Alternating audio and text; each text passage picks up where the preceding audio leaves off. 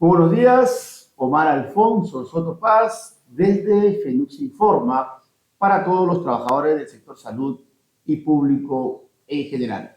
Este programa llega gracias a todos los trabajadores del sector salud por encargo del secretario general, el compañero Henry Basurto Dávila. Hoy, 22 de febrero del año 2026, nos encontramos con el doctor Aníbal Córdoba. Él es especialista en gestión de salud, dermatólogo y también médico internista. El día de hoy abordaremos temas importantes como es la coyuntura política nacional, la importancia del pronunciamiento de los especialistas en lo que es medicina interna respecto a la norma técnica que ha salido publicada la semana pasada por el Ministerio de Salud y, aprovechando que nuestro invitado es dermatólogo, algunas recomendaciones respecto a el inclemente calor que viene azotando no solamente Lima, sino todo el litoral costeño del Perú. Iniciamos realizando un comentario sobre la coyuntura política del Perú. Hace pocos días tuvimos lamentablemente nuevo presidente del Perú, ¿no? El Congreso de la República censuró al presidente Gerí, estuvimos casi 24 horas sin presidente y después salió elegido José María Balcázar Zelada, ¿no? Presidente interino de la República. Esto sucedió el 18 de febrero. Y nuevamente la incertidumbre política, económica, a todo nivel que conmueve a empresarios y sobre todo a la ciudadanía en general. Nosotros como trabajadores del sector salud enfrentamos lo propio. Ya sucedió lo mismo cuando estaba como ministro el doctor César Vázquez, ¿no? Que próximos a entrar a sustentar al Congreso de la República algunos lineamientos propuestos por la Federación Nacional Unificada de Trabajadores de Salud en beneficio de los trabajadores, renunció por un cambio de gobierno y asumió el presidente Gerí, cambio de ministro, reinició cuenta nueva, volvimos a presentar los proyectos. Estamos ya a pocos días, el plazo con este ministro, el doctor Napoleón Quirós, era 15 de marzo, ¿no? Quincena de marzo deberían estar todos los proyectos de ley que se venían trabajando en la mesa de alto nivel para ser presentada al Congreso y en esta legislatura poder aprobar algunos beneficios para trabajadores que hace años vienen siendo postergados. Incertidumbre total. ¿Se quedará el ministro? ¿Habrá cambios en el Ministerio de Salud? Lamentablemente no lo sabemos. Pero la inestabilidad política lamentablemente perjudica al más necesitado. ¿Por qué? Porque estos cambios de ministro obligan a un cambio de política de salud pública y esto impacta en la calidad de atención del usuario de a pie, del más necesitado de los últimos rincones del Perú, que lamentablemente no ven cubiertas sus necesidades de salud. Esperemos que todo cambio sea para mejor y que la sociedad, el Perú, pueda tener una política de salud que beneficie a cada uno de los que realmente necesitan de la universalidad de la salud. Empecemos la entrevista con el doctor Aníbal, como dije, especialista en gestión de salud, que hablaremos esta entrevista, aperturamos con la coyuntura política. Doctor Aníbal, muy buenos días. Buenos días, Omar, ¿cómo estás? Bienvenido nuevamente a su casa, FENUX Informa. ¿Cuál es su análisis, su comentario sobre esta coyuntura? Un nuevo presidente, no sabemos si habrá un nuevo ministro. Como especialista en gestión de la salud, ¿cuál es su comentario? Omar, gracias por la pregunta. Mira, de todas maneras, esto nos llena, como dices tú, de una incertidumbre total, ¿no? O sea, cada gobierno, cada gestión que, entre comillas, entra por derecho propio o de repente por algunas de los dispositivos legales que rige la Constitución política, y bajo esos argumentos ciertos políticos, ¿no? Ciertos políticos logran de repente conseguir un cambio, en este caso presidencial, que es la máxima autoridad ejecutora del Perú. Yo pienso que este ha sido un tremendo desatino por parte del Congreso, también por ciertas bancadas, ¿no?, que han votado, y ustedes ya saben quiénes son, identificados, que han votado justamente para crear, para mí, una inestabilidad en el país. Una tremenda inestabilidad, sabiendo que cada presidente, entre comillas llamado presidente, porque son de repente personas interinas que no se han logrado un voto, voto popular. Voto popular, exactamente. Tienen ellos de repente un voto preferencial que es para su jurisdicción, etcétera, pero no un voto nacional, un voto territorial. Entonces, cada de estas personas que entren, con todo el respeto que se merecen, entran para un beneficio propio. Y cada gestión va a generar una inestabilidad tanto en todos los estamentos del Estado, todos los ministerios. Esperemos que por lo menos, ¿no?, el Ministerio de Salud, que está tan desquebrajado, un ministerio bastante trastocado, no sea motivo, ¿no?, de cambio en estos últimos meses, ¿no? Que no sea un botín. Que no sea un botín. Exacto. Y tú sabes, pues, que el Ministerio de Salud a veces ponen personas que no están preparadas. Ya lo habíamos hablado anteriormente en otras entrevistas, de los cuáles serían las habilidades y competencias para un buen ministro, ¿no?, un buen gestor en salud, o cualquier gestor en cualquier ministerio público que nosotros tenemos acá que nos rigen, ¿no? Entonces, yo pienso, a mi entender, que por lo menos el Ministerio de Salud o los ministerios que están ahorita actuando y que están en una buena, no buena, sino en una línea, ¿no?, de gestión, continúen, ¿no? O sea, y yo, a veces los gestores que llegan nuevos tardan hasta 2, 3 meses, de acuerdo a las habilidades, en recién establecerse y recién de repente tomar las riendas de un ministerio, ¿no? Y lo que falta de lo que es ahorita las nuevas elecciones, el nuevo gobierno que va a ser central, yo creo que sería una cosa desatinada. Bueno, entendemos o conocemos que el sector salud se encuentra fragmentado. Ahí tenemos salud, que tiene su política propia, tenemos el Ministerio de Salud como MINSA, tenemos las Fuerzas Armadas, el sector privado, la policía, etc., ¿no?, cuando debería haber una sola política de salud. En segundo, tenemos que el Ministerio de Salud solamente tiene jurisdicción administrativa en el pliego 11, y los gobiernos regionales y las DIRIS hacen sus propios esfuerzos en el espacio territorial que les corresponde, lo cual es un despropósito, porque hay gobernadores regionales que al menos se han esforzado en mantener una política de salud en una verticalidad respecto a lo que emite el Ministerio de Salud, pero existen otros, como Madre de Dios, un claro ejemplo, un desastre completo en lo que es salud pública, descuidando hitos importantes como es el tema de la mortalidad materna, de nutrición, anemia, tuberculosis, que golpean directamente al desarrollo del Perú como nación.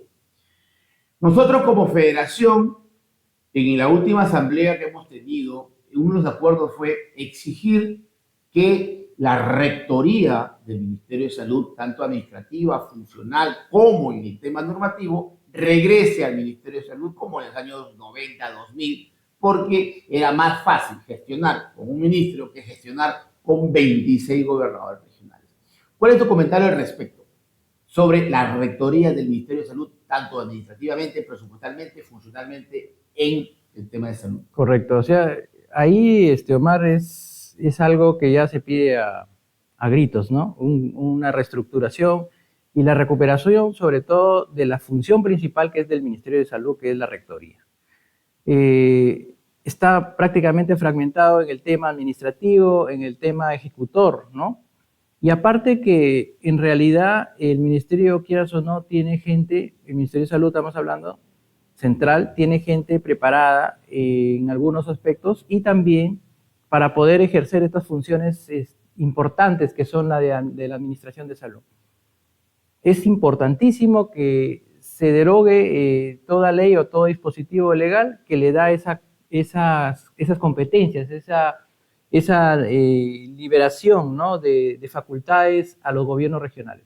Los gobiernos regionales, y aún así, como ejecutores, funcionan, ¿no? Hay un montón de gobernadores regionales que están presos, ¿no?, que no hacen buena gestión, que devuelven el dinero al Ministerio de Economía y Finanzas y que al final se ven envueltos en muchos delitos, organizaciones criminales. Eso debe acabar. Yo pienso que esa es una perfecta decisión que deben de tomarse a nivel de gobierno, ¿no? Hace poco, ya esto cambiando un poco de la conversación, hace poco salió publicada específicamente el 13 de febrero, si no me equivoco, una norma técnica de salud, la 244, ¿no? Mediante la resolución ministerial 115 de este año, donde se aprueba una norma técnica sobre las competencias, ¿no?, de las regulaciones en las unidades de cuidados intensivos, ¿no?, donde al parecer el Ministerio de Salud, ante la escasez o escasos recursos en cuanto a los especialistas que estudian, se forman académicamente, competencialmente, adquieren habilidades distintas, diferentes, para poder gestionar una UCI, cuidados intermedios. Ahora, este dispositivo le da las facilidades o permite que médicos generales puedan trabajar en estas unidades productoras de servicios de salud críticas como son las UCI. Tú tienes una especialidad que tiene que ver con este aspecto y quisiera saber, como médico, profesional, especialista, ¿cuál es tu posición frente a este marco legal del Ministerio de Salud? Como especialista en la parte asistencial, ¿no? Estoy totalmente en desacuerdo con esas medidas, ¿no?, tan desatinadas también y tan irresponsables, sobre todo, ¿no?, por parte del Ministerio de Salud.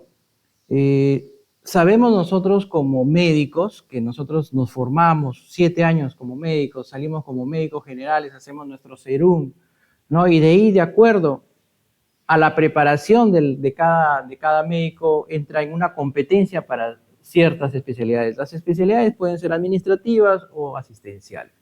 Dentro de lo que son administrativas, bueno, está lo que llamamos administración en salud para tener puestos gerenciales o asesorías de alto nivel. Esa es la especialidad.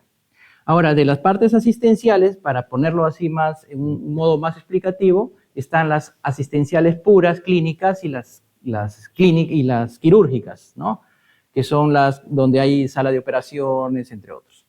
Entonces nosotros como especialistas, estamos hablando como especialistas, que después ya son 3 años, de repente 4 o hasta 5 años que duran las especialidades de acuerdo a la complejidad, no tanto la complejidad, sino de acuerdo al modo de adiestramiento de la persona, en este caso los médicos. Entonces, de acuerdo a ello, nosotros tenemos una escuela de un residente, modestia aparte, es muy diferente a una escuela de un médico general. Es como primaria, secundaria o secundaria y un grado universitario. Y de ahí siguen los demás grados de posgrado. Entonces, jamás tú le vas a exigir a una persona con un estudio de repente secundario de que aplique ciertas herramientas que aprendió en la universidad, ¿o no, Omar? Por supuesto. Entonces, y más aún si nosotros estamos tratando con personas. Y no solo ahí queda eso, son personas que están al filo entre la vida y la muerte, que es UCI. Es una tremenda irresponsabilidad.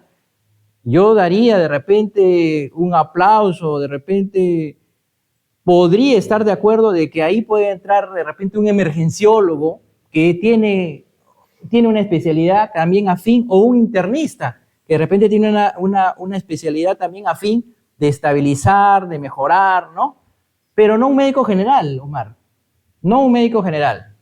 Sabemos que tenemos acá que las universidades sacan médicos así a granel, como un saco de arroz. Hay cantidad de médicos. Y de acuerdo a ello, la parte privada se da el gusto de pagar lo que se le da la gana a un médico general. ¿Y quién es el responsable de esta, se puede decir, disipación de esta profesión tan noble que nosotros vemos, el calor humano que cada médico deposita en sus pacientes? Aún más ahorita, médicos, la brecha de médicos especialistas es baja. En ese rubro de lo que es UCI también es baja. Hemos pasado ya un tiempo de pandemia donde estos médicos generales jóvenes de repente podían dar el apoyo. Pero ¿cuántas muertes pasaron, Omar? Ahí matabas a alguien o moría alguien, pues era el COVID. No se midieron indicadores KPI o sea, de calidad, de cómo el médico ha hecho o ha disipado todos los males de cada persona. Entonces, esto yo pienso que no debe ser así. Deberían dar otras alternativas de gestión de repente, ¿ya? O sea, ofrecer de repente más plazas cautivas de los médicos generales que tenemos en cantidad en el Ministerio de Salud, para que ellos de repente les den un bono, para que puedan de repente en puntaje, puedan ellos acceder, pero que se preparen. No digo yo por competencia, porque tampoco estoy muy en desacuerdo con el tema de por competencias que te den un título, o sea, por años de experiencia. Estamos cayendo en el mismo error que no escolarizado de estos profesionales. Entonces, si estos estos profesionales médicos llegan se puede decir, a acceder a UCI, ellos ya van a tener el derecho más adelante en ser especialistas sin haberles, número uno, costado un concurso público, que es lo legal para poder ingresar. No todos ingresan a la residencia. Claro. No todos ingresan a la residencia. Ahí hay un filtro. Y hay competencias por especialidades. Entonces ellos van a tener ya un documento, una resolución, y decirle, pues, oiga, usted le exijo a la universidad un título de especialista de uciólogo. Y ustedes saben lo que es un uciólogo. Yo tengo un montón de compañeros uciólogos. Son personas muy preparadas, son personas altamente preparadas que no deberían, se diría, humillar, ¿no? Humillar a una especialidad tan noble como es lo de UCI. Estoy muy en desacuerdo de eso, Omar. Definitivamente, y eso nos pone de cara hace poco el tema de la pandemia. O sea, no hemos aprendido absolutamente nada. Los que estamos dentro del sistema de salud, como trabajadores administrativos, técnicos, profesionales, hemos vivido episodios muy dolorosos en el tema de la necesidad del profesional y sobre todo las capacidades del profesional. Y hablando de profesionales, para no hablar específicamente de los médicos, conocemos quienes verdaderamente tienen la vocación de servicio y las habilidades y competencias, pero hay personas que no las tienen. Y le ponemos la vida de un ser humano en manos de repente en la persona incorrecta. Que al final le puede decir, bueno, sí, pues el COVID, hay consecuencias del COVID, pero se pudo hacer algo más. Se pudo hacer algo más. Y en los hospitales siempre, o casi siempre, pasa que la enfermedad es la culpable de un hecho lamentable. Pero siempre, o posiblemente casi siempre, se pudo haber hecho algo más. Y ese algo más significa que al costado tenga un profesional con las habilidades, con la competencia, con los estudios académicos que puedan hacer ese algo más y no simplemente certificar la defunción o el fallecimiento. Y este marco legal cae en eso. Que un médico general que no tiene las habilidades, no tiene la competencia, no tiene los conocimientos, simplemente llegue a UCI a decir, bueno, pues sí, lamentablemente se tuvo que morir. Y se limitará a llenar el certificado de función. Cuando un profesional con las habilidades, con la capacitación, con los conocimientos, sí tiene que hacer los esfuerzos para poder mejorar las condiciones de salud. Y posiblemente tengamos no que lamentar, no que rellenar un certificado médico de función, sino festejar una vida, alta, o sea, continuar con la vida. Ese es el fondo de por qué nos pronunciamos en contra de este marco legal. ¿Qué podemos hacer desde la sociedad civil o desde el Colegio Médico, Federación Médica o como trabajadores de salud ante esta imposición del Ministerio de Salud en haber emitido esta norma legal, esta norma técnica en salud, específicamente la 244 del año 2026? Mira, Omar, en realidad yo te cuento algo muy sintético de lo que es lo que hubo y los sucesos que pasaron en pandemia. Yo como profesional, como internista en esa época, atendí un promedio de 1.500 personas. Al honoren, sin cobrar ni siquiera un sol, mientras que otros médicos generales, yo era especialista ya, cobraban y se llenaban los billetes solo para atender y certificar la muerte. De esos 1.200 o 1.500 más o menos, 1.500 pacientes atendidos, solamente falleció uno. Inclusive yo trabajaba conjuntamente con el doctor Gustavo Aguirre, un ex sanmarquino, investigador que nosotros editamos varios protocolos de tratamiento diferenciado al Ministerio de Salud, los cuales no tuvimos ningún eco acá en el Ministerio de Salud en esa época. La época, estamos hablando de 2021. Claro. Y esos protocolos los usó Canadá, mira, modestia aparte, los usó Brasil. Nuestros protocolos a base de la ivermectina y otros tipos de protocolos que nosotros los estandarizamos en esos países. La competencia pues, de cada país lo estandarizó y nosotros los propusimos. Con esos tipos de protocolos hemos salvado miles, o sea, después de 1.000 ya es miles, porque son casi 1.5 mil personas que se salvaron, y eso tiene que ver mucho con la preparación. Por supuesto. O sea, yo en esa época tenía gran experiencia. Y era evidencia. No era ni iluminado ni nada. Entonces era una secuencia de evidencias. Y eso lo tenemos publicado. Yo te voy a traer las publicaciones que tenemos de 2020, 21, 22, 23, 24 y seguimos publicando con Gustavo Aguirre estas publicaciones en base a ese principio activo.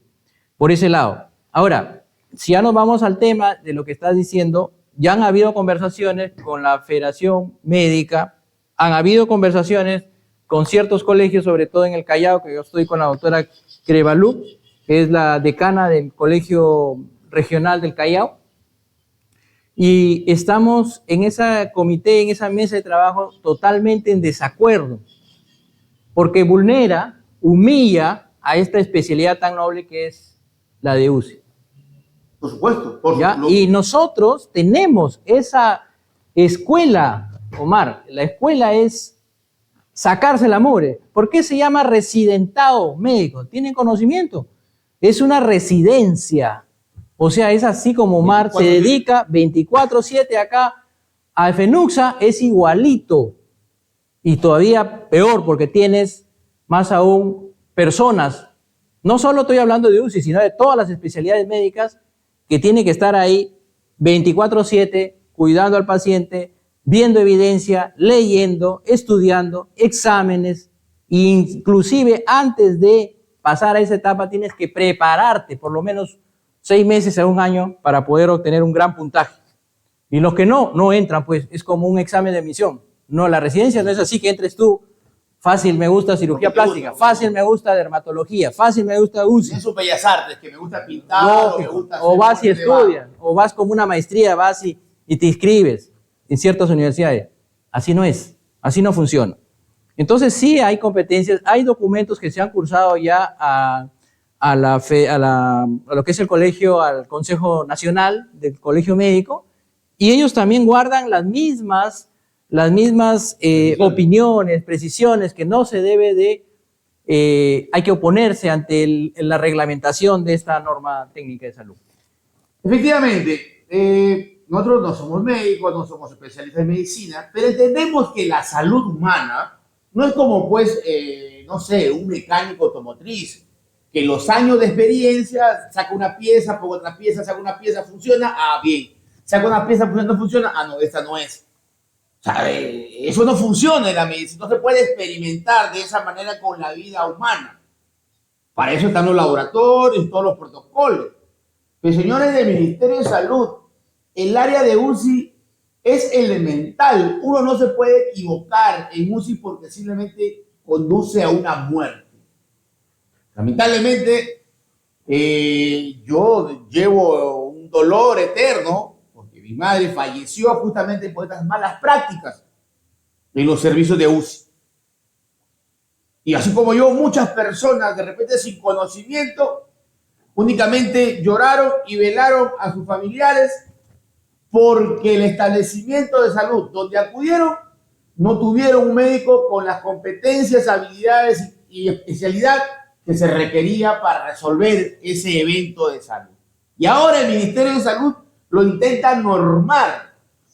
O sea, le da el marco legal para que cualquier médico general pueda entrar a UCI y experimentar con la vida de un ser humano. Definitivamente rechazamos y exigimos al Ministerio de Salud que recule o modifique esta norma técnica de salud que va a traer muchos problemas. Último comentario, doctor.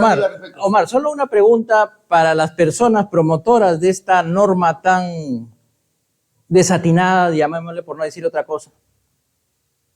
¿Qué pasaría si uno de sus familiares o las mismas personas que ustedes están promocionando al genio, que vaya a su familiar, y que lo atienda un médico general que recién ha terminado y que no tiene buenas competencias, como dice Omar, habilidades, ni siquiera como médico general? Porque hay de todo médicos, ¿ah? Hay de todo. Hay médicos generales que son muy buenos también. Sí, ya, claro. Pero son generales.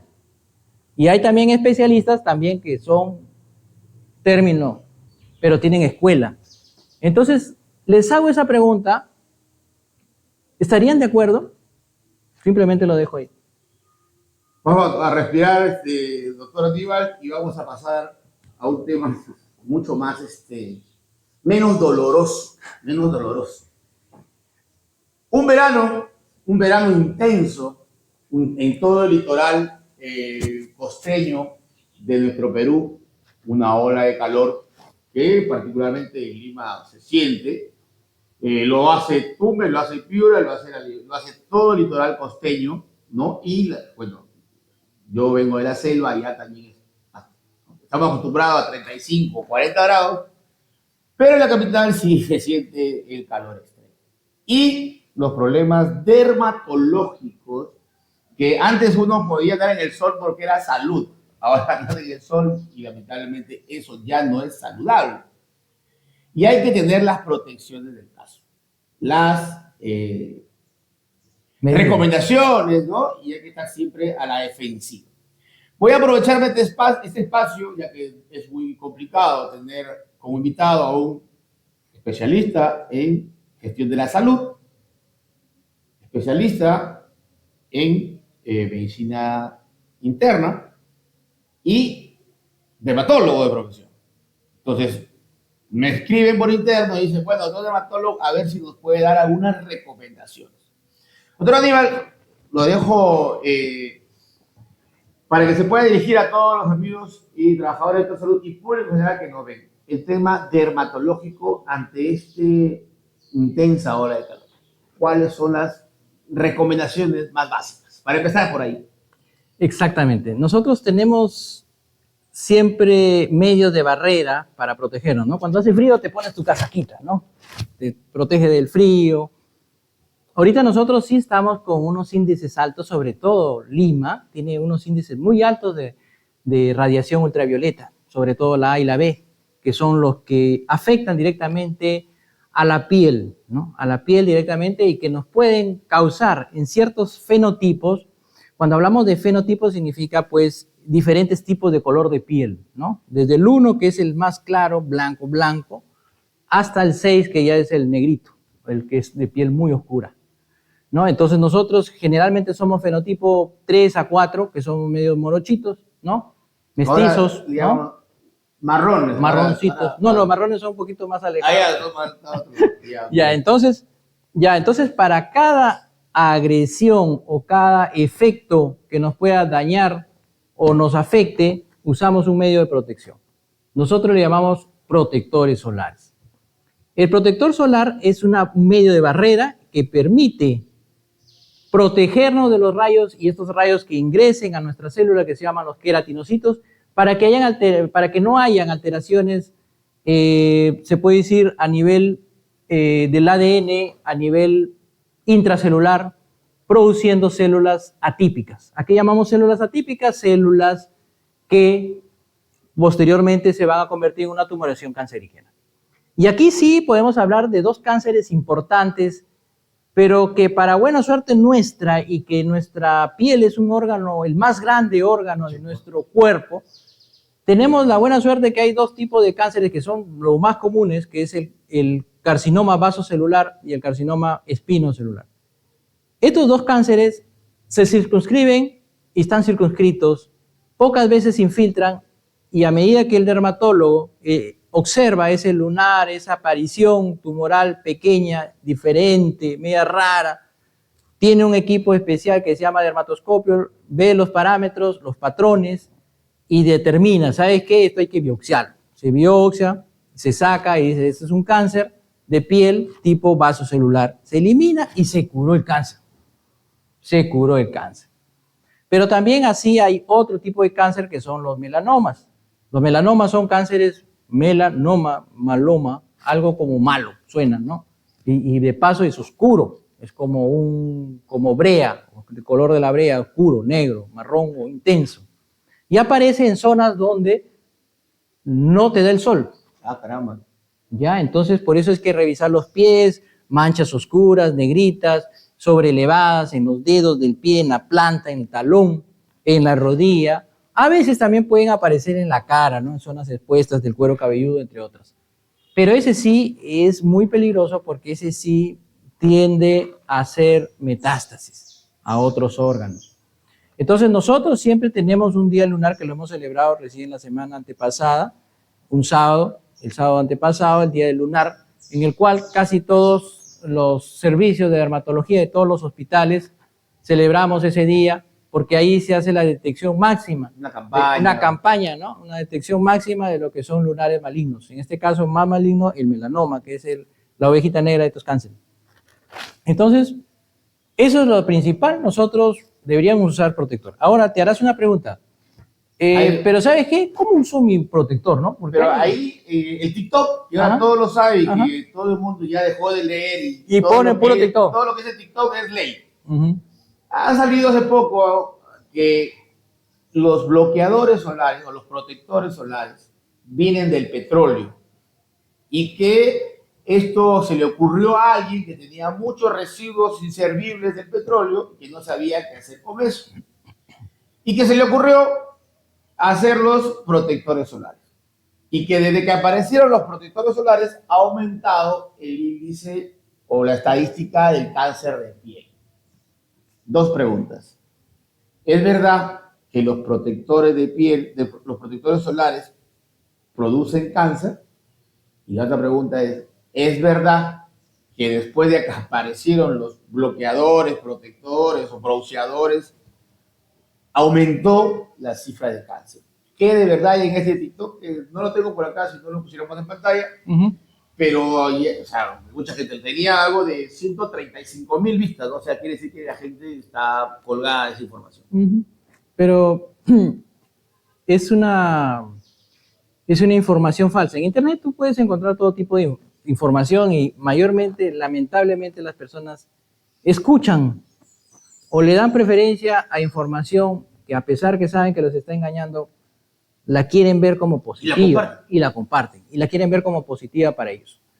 Un protector solar son principios activos que van a producir un bloqueo, lo que ya he explicado, de la entrada de los rayos ultravioleta para hacer un daño a nivel celular. Entonces, si tú te pones un gorro, un gorro tupido de un color oscuro de tela, y andas con ese gorro a otra persona que ande sin gorro en una zona desértica, yo pienso que, por lógica, ¿quién va a resultar más quemado o mayor daño a nivel de la piel? Por ahí vamos. Entonces, quieras o no, el protector solar te va a proteger. Es una cuestión inválida lo que están, no sé si, bueno, no creo que tenga formación médica, para nada. Y la otra pregunta que me decías era sobre el índice. ¿Por qué se ha disparado el índice? Sí. Mira, aquí tenemos dos factores importantes en el repunte, ¿no?, de estas estadísticas del cáncer de piel. No es que hayan producido los bloqueadores. Ahorita hay un daño en la capa de ozono y hay cambios climáticos importantes. Anteriormente no habían esos cambios climáticos, no habían esas penetración más de lo que son rayos ultravioletas. Y segundo, no había muchos estudios, Omar. Claro. No había muchos estudios. Desde esa época estamos hablando ya de acá del 2000 para arriba, que han habido ya estadísticas más consensuadas de lo que es, claro, más consensuadas de lo que es el cáncer, sobre todo estos tres tipos de cánceres importantes de la piel. Pero que hayan sido que en la antigüedad no usaban bloqueador. Ahora es la forma también, Omar, del bloqueador solar. Hay muchas personas que dicen, yo uso bloqueador, y llegan a la consulta dermatológica. Doctor, yo tengo 10 años usando bloqueador, mire, y tengo estas manchas, me salió un cáncer. Allá, ¿cómo usa su bloqueador? No, en la mañana me he hecho bloqueador, nada más. Pero no, pues, o sea, el bloqueador tiene, de acuerdo a la piel, también tiene un periodo de aplicación y de reaplicación en todo el día. Puede ser cada 2 horas, cada 3 horas o cada 4 horas. Y depende si está haciéndose algún tipo de procedimientos con láseres, hasta cada hora se le puede dejar el bloqueador solar y dependiendo del contenido de los principios activos de cada bloqueador solar. Eso es importante. Por eso es que hay calidad de bloqueadores solares y hay niveles de factor de protección solar, que son los FPF. Claro. Lo que sí recomendamos nosotros como dermatólogos es el 50 más, que es el estándar de aquí para acá y de aquí para abajo, que es la protección se mantiene igual. Ahora, en el tema de bloqueadores, hay bloqueadores en sachet que cuestan $1, de la marca A, de la marca C, los bloqueadores comerciales, ¿no?, de estas marcas de cosméticos. ¿Cuál es el bloqueador más recomendable para la población? ¿Estos que venden en la esquina, que vende el cosmetólogo, o hay un bloqueador medicado que tiene todos los elementos para poder garantizar un cuidado de la piel? Claro, o sea, el bloqueador ideal... O bloqueador, cualquier bloqueador. No es así. El bloqueador ideal es el bloqueador dermatológico, el bloqueador que reúna las características de un factor de protección solar. Estamos hablando de los FPF. 50 más, número 1. Porque a veces así en los sachets dice 100, ¿no? FPS claro. 100, que en verdad son cosméticos y no hay protección más lo que pintan la cara totalmente. Y mayormente lo vamos a ver por el tipo de insumo. Por eso es que los bloqueadores dermatológicos son caros, porque tienen una mayor penetrancia y una mayor protección. Es la que repela. Inclusive hay bloqueadores tipo espejo, que lo que hacen es repelar los rayos ultravioletas. Entonces, esos bloqueadores son los indicados y esos son los que son dermatológicos, los que deben de usar las personas, ¿no? Sí, ahora, ¿siempre hay que usar bloqueador? ¿O solamente cuando voy al sol o cuando voy a la playa? Hay ciertos bloqueadores, Omar, que tienen doble función, protección y hidrata también la piel. Entonces, cuando nosotros estamos acá, hay una ventana ahorita. Por ahí entran los rayos solares, salpica en tu celular y plic, salpica tu cara. Y hay un rayo o una radiación ultravioleta que ya está haciendo contacto con tu piel. Si no tienes bloqueador solar, ya comienza este rayo o radiación a hacer un efecto dañino en tu piel. Entonces lo recomendable es usar tanto estando dentro de casa o también fuera. Cuando estás fuera de casa sí se aumenta por lo menos, disminuyes cada 1 hora por lo menos. ¿Y cada cuánto hay que usar el bloqueador? ¿En la mañana, una sola vez? Cuando tienes actividades, es un poco consensuado esto, dependiendo de la calidad de la piel, los antecedentes de la piel que haya tenido la persona. De repente porque hay también unos con pantalla que son más blancos y que tienen mayor protección, doble protección, protección química y protección con pantalla, que es la física. Entonces, lo que nosotros debemos de tener en cuenta es que el protector por lo menos se eche cada 4 horas. Cada 4 horas. Por lo menos. Pero si hay un factor de riesgo, yo a veces recomiendo cada 2 horas, o si hay un factor de que esta persona se está haciendo un tratamiento con láseres, hasta cada hora, estando fuera o dentro de la casa. El protector solar o el bloqueador no le va a hacer daño. Quítense eso de la cabeza, no les va a hacer daño. Les va a hidratar, los va a blanquear más bien, de verdad. Es como que ustedes estuvieran con una tela en la cara y va a rejuvenecer su piel, va a hidratarse y va a blanquearse. Mañana mismo nos ponemos bloqueador todo el día, a ver si rejuvenecemos unos 10 añitos por lo menos. Vamos a seguir al pie de letra las recomendaciones del doctor Aníbal en cuanto al tratamiento de la piel. Ahora, perfecto, ya saben, recomendaciones de un especialista en dermatología es usar bloqueador siempre, sobre todo en estas épocas de intenso calor, porque de esta manera estaremos protegiendo nuestra piel de un posible, una enfermedad tan lamentable como es el cáncer o otras enfermedades degenerativas de la piel. Hablando de estas enfermedades de la piel, también hay jóvenes que nos siguen a través de las redes sociales y tenemos el problema del acné, que si bien es cierto es un problema de la piel, pero también se convierte en un problema de inseguridad y afecta mucho el comportamiento de los jóvenes, sobre todo jóvenes y adultos también, pues, ¿no? Bloqueadores, el sol, esto perjudica mucho más las apariciones del acné. El acné es una enfermedad, es una condición, tiene cura, no tiene cura. Como dermatólogo, y me aprovecho de la oportunidad, ¿qué recomendaciones ante la aparición de estos problemas de la piel como es el acné? Exacto. Hablamos del acné como una condición, una inflamación de las glándulas sebáceas, ¿no? Nosotros tenemos glándulas en nuestro cuerpo que de repente en la etapa de la adolescencia pueden haber cambios hormonales, cambios en este tipo de recarga de lo que son las glándulas sebáceas. Entonces pueden generar un acné juvenil, un acné del adolescente. Pero también tenemos un acné del adulto. Ah, caramba. Y ese acné del adulto es un acné mucho más fuerte, agresivo, ¿no? Más agresivo, deja mayores secuelas. Entonces, en este tipo de acné también se debería manejar un poco el tema de estrés, el tema de alimentario, el tema hormonal, ¿no? Que también influye tanto en mujeres como en hombres. En este caso, este proceso, muchas propagandas hay, Omar, que dice curo el acné con 1 o 2 sesiones de láser. Cada sesión vale como $1000, etc. Pero no es así. O sea, el acné es un proceso. La función del dermatólogo en este tipo de afecciones de acné es evitar que con el transcurso de esta enfermedad inflamatoria, el tratamiento sistémico que se le dé, evitar que las secuelas, como para que el acné pase como una etapa transitoria en el adolescente.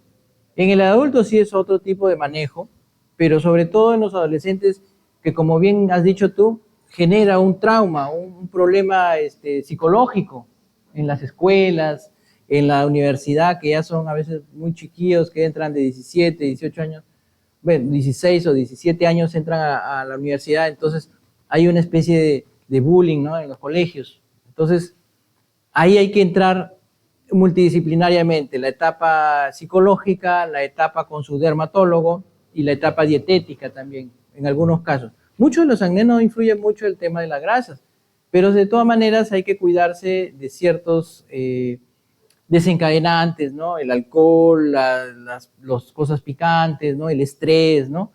Que también pueden generar este tipo exacerbar un poco este tipo inflamatorio del acné, ¿no? Pero de que se cure, no. Tiene un tratamiento, sí, ¿ya? Es una etapa, tiene una determinada etapa que puede durar 1 o 2 años y los tratamientos de los medicamentos también tienen que ser rigurosamente aplicados, ¿no? Y para lo que son los temas de de los tratamientos también hay tratamientos láseres, hay tratamientos invasivos como succiones, hay infinidad de tratamientos que ya nosotros como dermatólogos lo manejamos de acuerdo a lo que se ha producido en la secuela. El tema del acné es bastante delicado y es un proceso. O sea, no hay necesidad de alarmarse y muy por el contrario, hay que acudir al especialista para poder tener el tratamiento y evitar las secuelas, que es lo más lamentable. Ajá, así es. ¿Ok? Y no es que se cure. O sea, el acné aparece y no se cura. O siempre voy a tener acné. Trata. Se trata. Y hay etapas del acné que al final es como que se curase, ¿no? Es como que hay un determinado tiempo que tú ya sigues dando, pero se puede activar el acné en cualquier momento. Ya. Por ciertos factores que ya los he mencionado. Y otra vez se da un tratamiento de 4 o 5 meses, se estabiliza el paciente hasta que ya pase a una etapa de repente adulta que ya no va a ser acné. Muy bien. Entonces, el día de hoy, ya tenemos casi una hora de programa, nuevamente agradecer al doctor Aníbal, especialista en lo que es gestión de la salud, intensivista y dermatólogo, el cual hemos tenido una conversación bastante académica, ¿no? Y respecto a la coyuntura que viene atravesando el país y sobre todo la decisión que ha tomado el Ministerio de Salud en cuanto a los servicios de las unidades de cuidado intensivo, lo cual es bastante alarmante. Doctor Aníbal, palabras finales, haciendo una retrospectiva de toda la entrevista en cuanto a la coyuntura política, la posición del Ministerio de Salud frente a la posición de los especialistas en medicina que